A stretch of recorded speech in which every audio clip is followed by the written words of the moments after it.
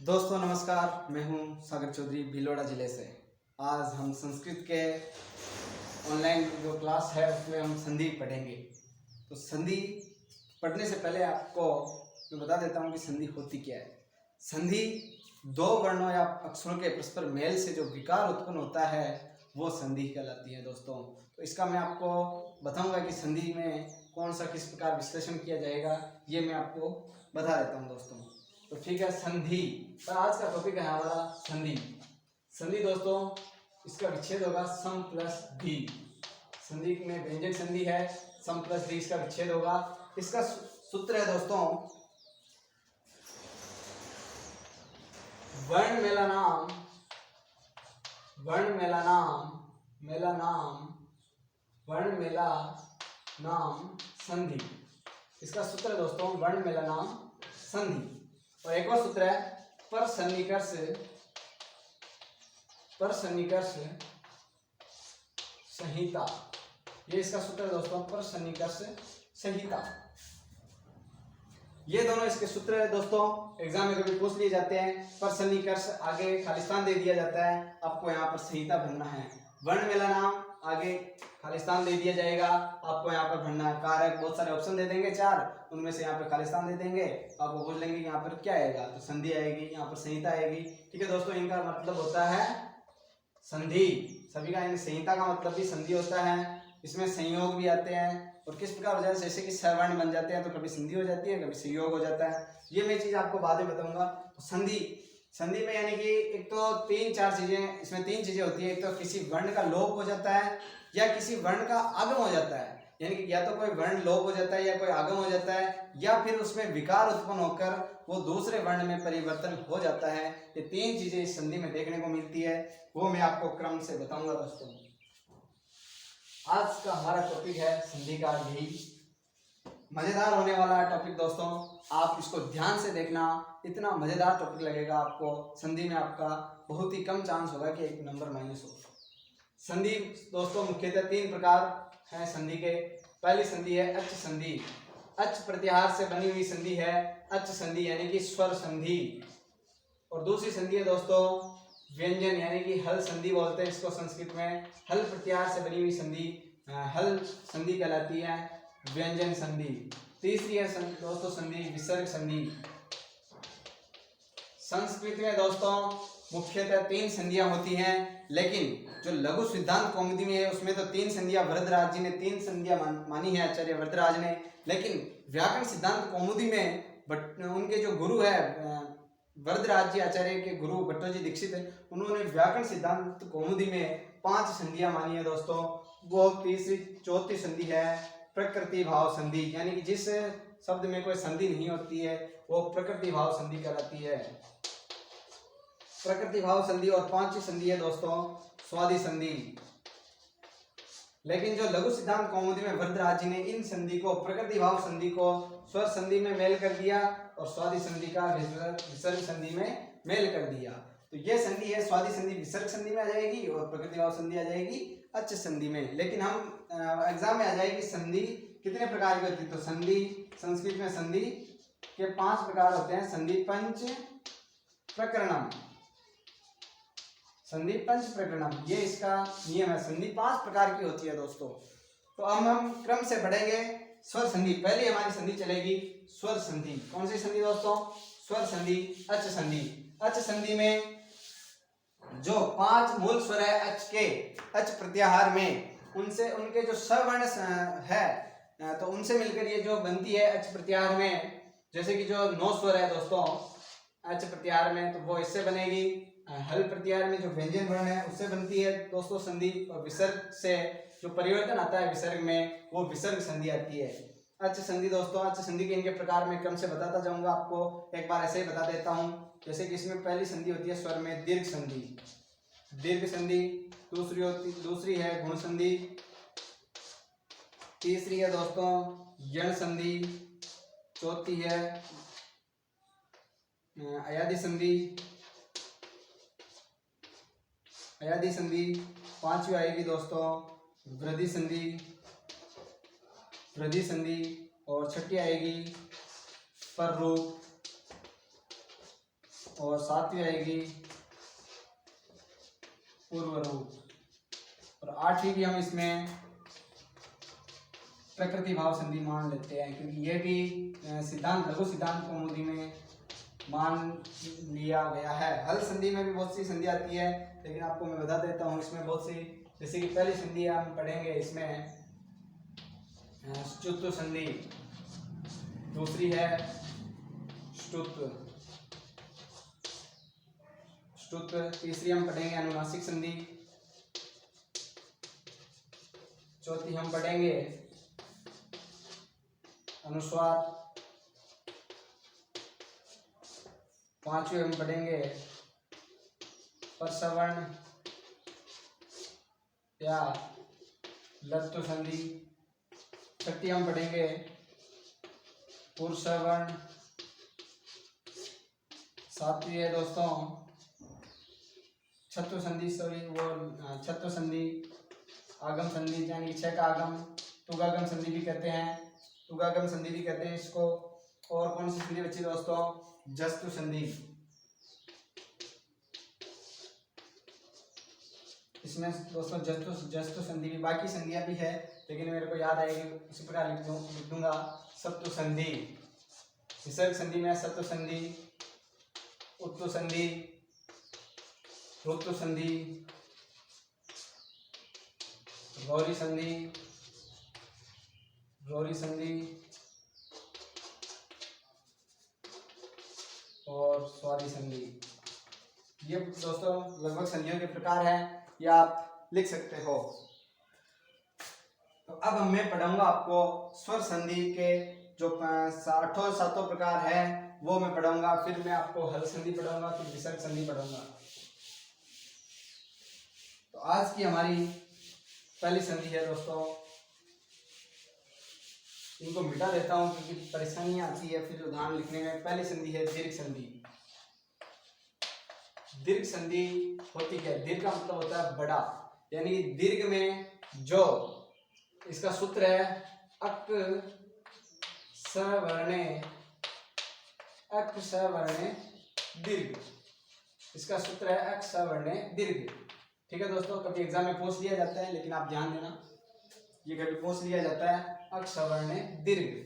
तो दीर्घ संधि में आपको ये चीज ध्यान में रखनी है कि अक प्रत्याहार से जो सवर्ण मिल जाते हैं वो दीर्घ हो जाते हैं। सूत्र में छिपा हुआ सब खेल सिर्फ सूत्र का है, हमारे को बस ये चीज समझनी है। साइकोलॉजी में होता क्या है, चीजें हमारे सामने होती है लेकिन हमारे को वो चीजें समझनी है, शब्द रूप को समझना है, उस चीजों को हम किस प्रकार समझते हैं, किस प्रकार हमारी तर्क शक्ति होती है, उसी के बाद आंसर हम दे देते हैं। लेकिन ये जो सूत्र है उसको आप समझ लोगे, आपको दीर्घ संधि में कहीं पर भी परेशानी आने वाली नहीं है। अक प्रत्याहार, अक प्रत्याहार में जैसे कि 5 जो मूल स्वर है ए ई उ री री, जो 5 मूल स्वर है उनमें से उन्हीं के समान जो स्वर्ण बन जाते हैं, स्वर से स्वर का मेल होकर जो दीर्घ स्वर बन जाता है वही, तो वो हो जाती है दीर्घ संधि। जैसे कि ए या आ के बाद ए या आ जाता है तो वो आ में परिवर्तन हो जाता है, दीर्घ हो जाता है। ए या आ के बाद ए आ जाता है या आ जाता है,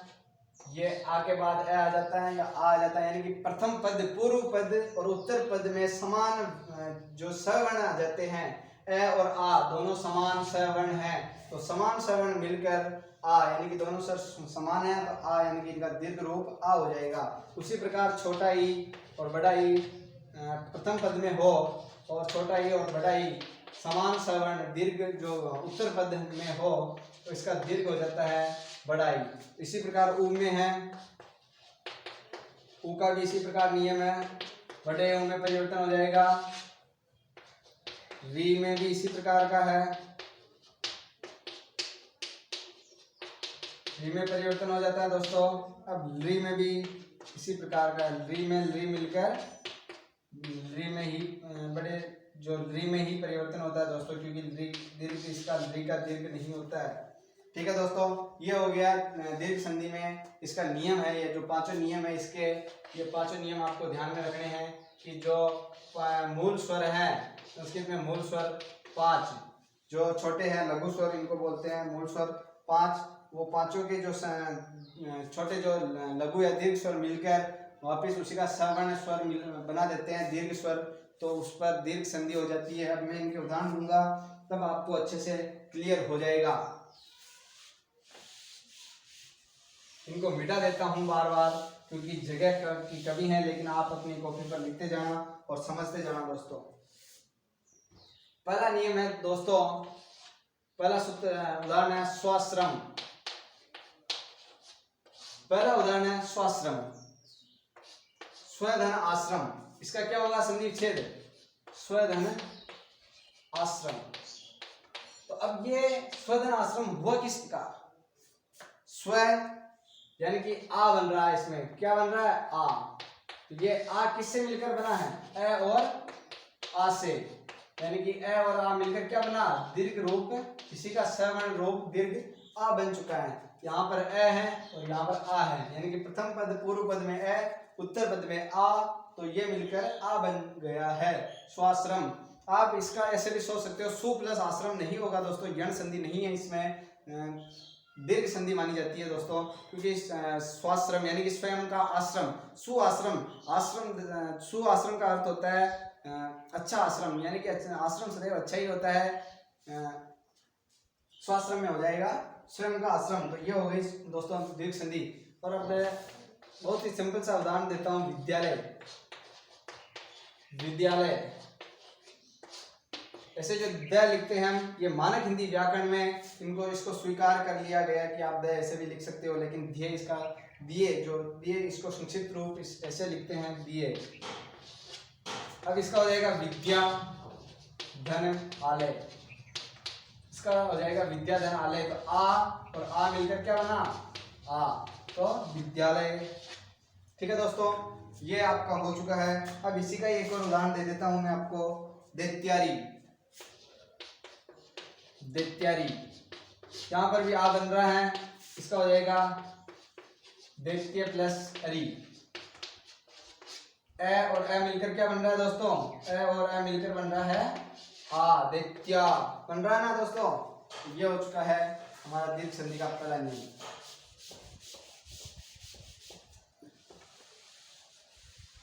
अब इसमें आता है दूसरा नियम।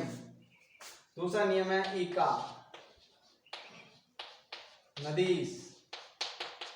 इसमें आ जाएगा नदी प्लस ईस, बड़ाई और बड़ाई, यानी कि इसमें बड़ाई बन रहा है, बड़ाई दोनों ई मिलकर क्या बन जाएगा बड़ाई, इसका दीर्घ रूप ई बन जाएगा। तो नदीस, नदी में सदैव दीर्घ बड़ी होती है, नदी में बड़ी की मात्रा आती है दोस्तों। अब एक ऐसा ही उदाहरण, ये तो हो चुका है इका। इसमें श्रीस, श्रीस, इसका हो जाएगा श्री प्लस ईस, क्या हो जाएगा ई और ई मिलकर बड़ा ई बन रहा है। दीर्घ संधि आपके सबके लगभग समझ में आई गई होगी।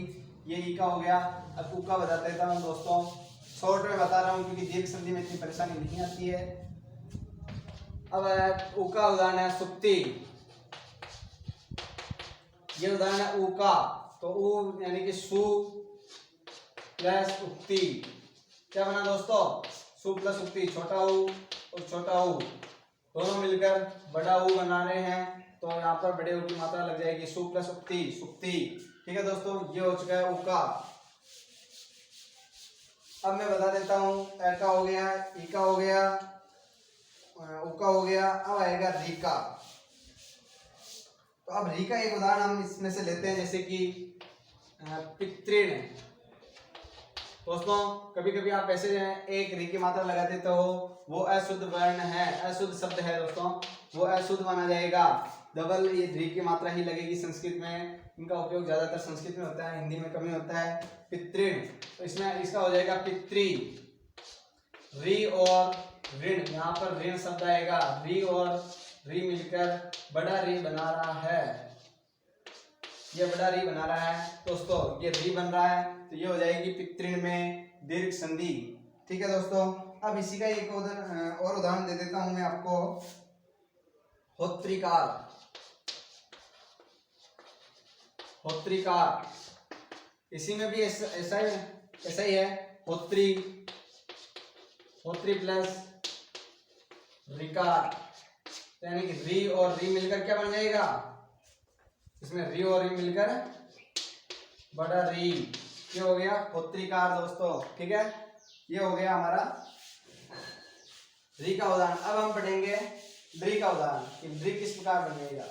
जैसे कि उदाहरण है द्रिकार, यह बन रहा है द्रि, द्रि प्लस द्रिकार। यहाँ पर द्रि और यहाँ पर भी द्रि क्यों आया, और इसका दीर्घ रूप भी द्रि होता है दोस्तों। द्रि 12 प्रकार का होता है, री 18 प्रकार का होता है। इन दोनों की सवर्ण संज्ञा होकर ये दोनों 30 प्रकार के होते हैं। कि कभी एग्जाम में पूछ ले कि री के कितने प्रकार है, 30 है दोस्तों। री के 30 प्रकार है और री के भी 30 प्रकार है, क्योंकि सवर्ण संज्ञा होकर इनके प्रकार 30 हो जाते हैं। ठीक है दोस्तों, इसी कारण री का कोई दीर्घ रूप नहीं होता दोस्तों, दीर्घ नहीं होता इसका। ये स्वयं ही दीर्घ है और लघु भी माना जाता है, प्लुत भी माना जाता है, लेकिन इसका दीर्घ नहीं होता है, इसलिए री का री ही लिखा जाता है। ठीक है दोस्तों, ये हो चुकी है हमारी दीर्घ संधि। इसमें जितने आप उदाहरण सोल्व करोगे, जितनी आपकी प्रैक्टिस होगी, उतना ही आपको एग्जाम में फायदा मिलेगा दोस्तों। क्योंकि मेरा एक ही रूल रहा है कि जितने हम उदाहरण देखेंगे उतना हमारे को अनुभव होता चला जाएगा। और ये चीज काम कितनी आती है, अनुभवी काम आता है। हमारे को पता है कि ज्यादा टैलेंटेड वो होते हैं, वो एग्जाम को क्रैक तो कर लेते हैं, लेकिन रैंक में वही आते हैं जिनकी बहुत ही अच्छी प्रैक्टिस होती है। अनुभव सबसे बड़ी चीज होती है एग्जाम में दोस्तों, अनुभव सबसे बड़ा काम आता है। प्रतिभाशाली बालक तो बहुत सारे हैं, लेकिन जिनको जितना अनुभव होगा, बड़े बड़े एग्जाम में जिनको जितना अनुभव होता है उसका बहुत ही फायदा मिलता है दोस्तों। आप इसी प्रकार जितना प्रैक्टिस करेंगे उतना आपको एग्जाम में फायदा मिलेगा। अब अगली संधि आती है दीर्घ संधि हो चुकी है दोस्तों। अब हम पढ़ेंगे गुण संधि दोस्तों। दूसरी संधि है गुण संधि। गुण संधि, गुण संधि का पहचान है दोस्तों एक की मात्रा और ओ की मात्रा, ये दोनों पहचान है, लेकिन ऑथेंटिक नहीं है। मैं आपको ऐसे ही समझने के लिए बता रहा हूँ कि कभी एग्जाम में ऐसा आ जाए तो आप ऐसे भी कर सकते हो, लेकिन ये कोई ऑथेंटिक नहीं है। मैं इसके समर्थन में नहीं हूँ बिल्कुल भी, क्योंकि कभी कभी ये नियम गलत हो जाते हैं, तो हमारे को ऑथेंटिक अपवाद न हो ऐसी चीजें पढ़नी है। इसका संज्ञा विधायक सूत्र है दोस्तों, संज्ञा विधायक सूत्र है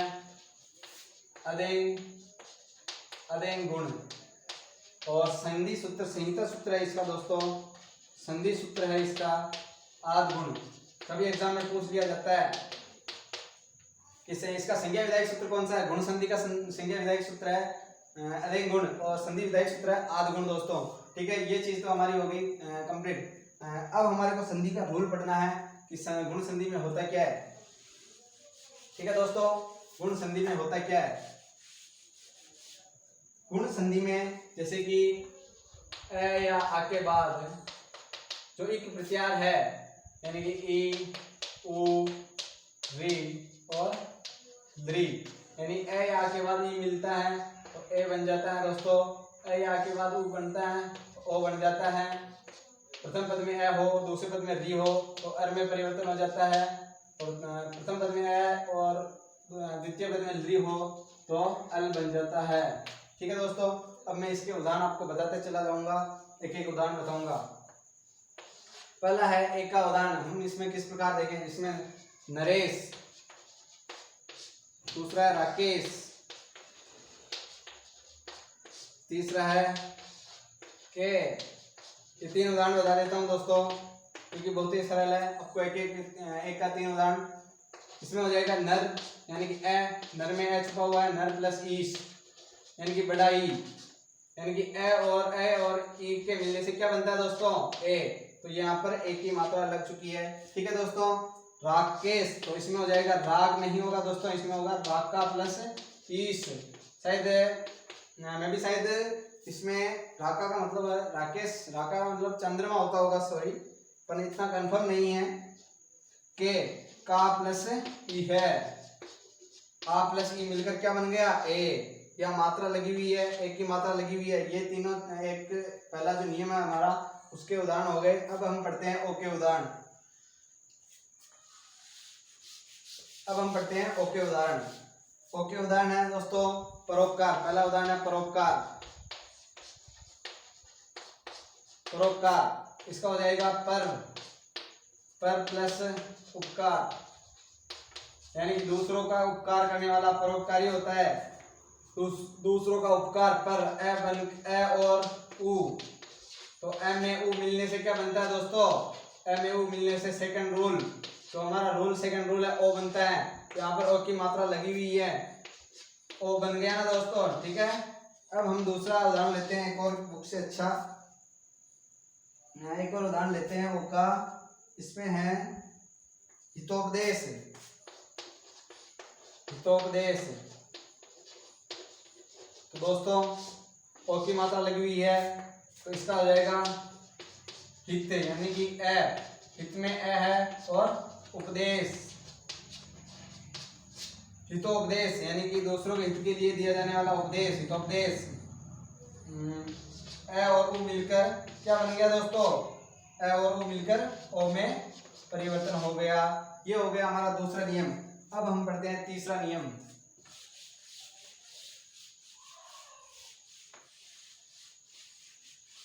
दोस्तों जल्दी जल्दी पढ़ाने का नियम यही है, क्योंकि मैंने जो पहले वीडियो बनाया था इससे पहले, उसमें मैंने उसको ऑन करना भूल गया था। लगभग मैं पूरी संधि पढ़ा चुका था, लेकिन उसको ऑन करना भूल गया था। इसी कारण मैं आज थोड़ा ही वीडियो डालूंगा, दीर्घ संधि और गुण संधि का वीडियो डालूंगा, बाकी मैं कल बताऊंगा, क्योंकि अब इतनी शक्ति भी नहीं है, इतनी बहुत देर हो चुकी है बोलते हुए, तो थक भी चुका हूँ। तो अब मैं बताता हूँ आपको री का उदाहरण। री के उदाहरण है महर्षि।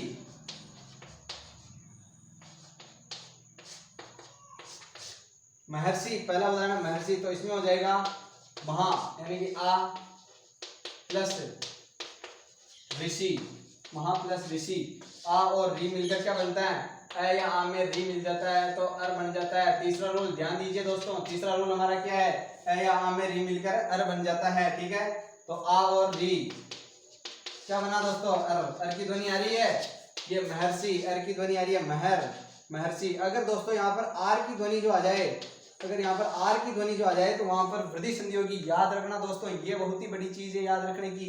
आर अगर की आर की ध्वनि अगर कहीं पर आपको आ जाए, तो वहां पर गुण संधि न होकर वृद्धि संधि मानी जाएगी दोस्तों, वहां पर वृद्धि आदेश हो जाता है, ठीक है। ये हो चुका है महर्षि।